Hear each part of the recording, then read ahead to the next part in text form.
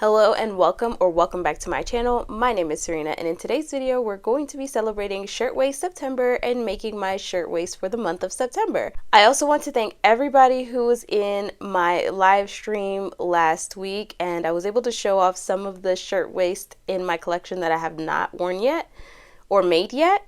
And I also gave you a sneak peek of the project that I'm making today. So if you're interested in seeing me sew up this shirtwaist, go ahead and like and subscribe, and now let's get into it. For today's pattern, we're using Butterick 9428. It's a Junior Mrs. size 11, bust 31.5. I'm making view A with 3/4 sleeve and the high rolled collar. I'll be using a dark green pin dot 100% cotton and vintage buttons to make this dress. I like to work with my skirt first because it takes up the most amount of fabric, so if I can't get my skirt cut out, then I don't have enough to make the dress.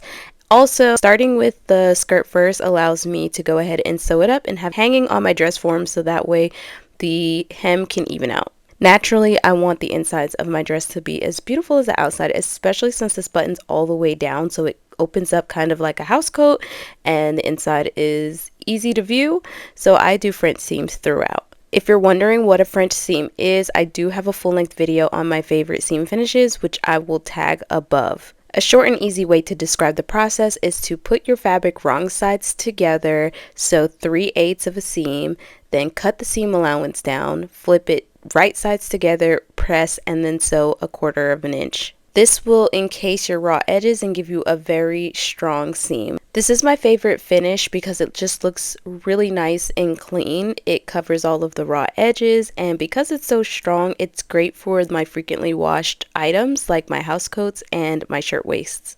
Now, there is a downside to the French seam. Although it looks lovely, you do end up cutting out all of your seam allowance. So if you have to let something out, there is no seam allowance to allow you to do that. So while French seams are my favorite and they're my go-to, more recently when it comes to really expensive, really time-consuming projects, I have been going with seam binding instead, or even serging, to give me the opportunity to let out a piece so it lasts a lot longer.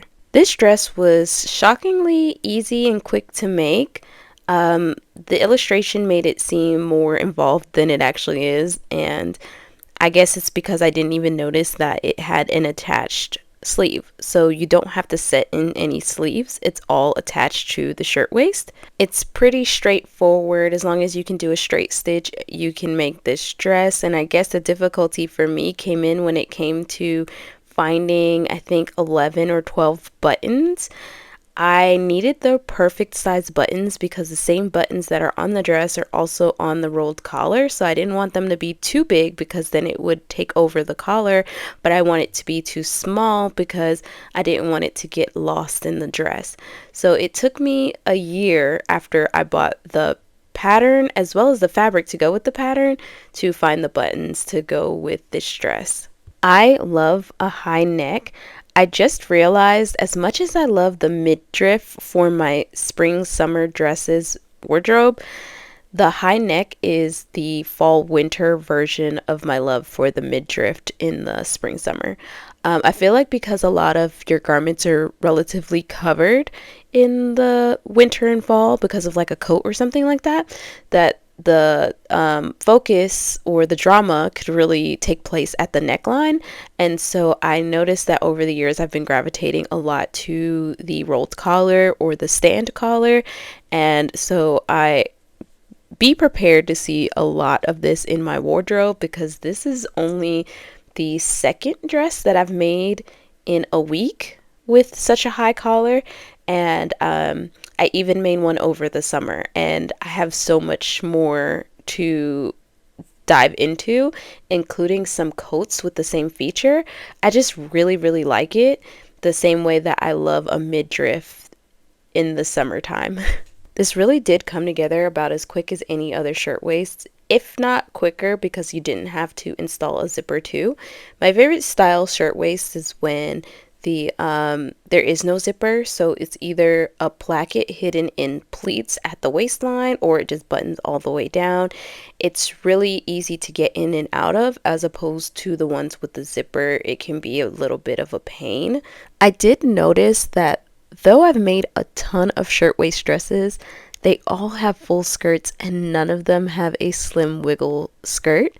And I also noticed that a lot of the people who participated in Shirtwaist September went with more full skirts too. Some went with like smaller skirts, like A-line skirts, but no one did a wiggle skirt, even though I have that as an option on my patterns.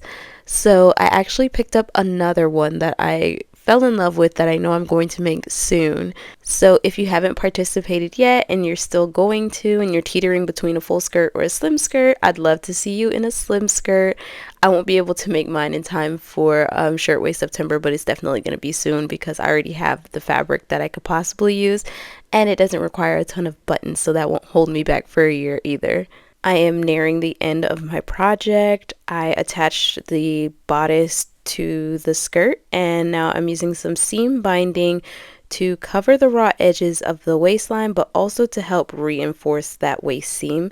And while I do that, I'm sharing some of the beautiful shirtwaists that have already been made. So many people are still working and not done, so this is just a few, not all the ones that I've seen. I highly recommend checking out Shirtwaistseptember hashtag over on Instagram.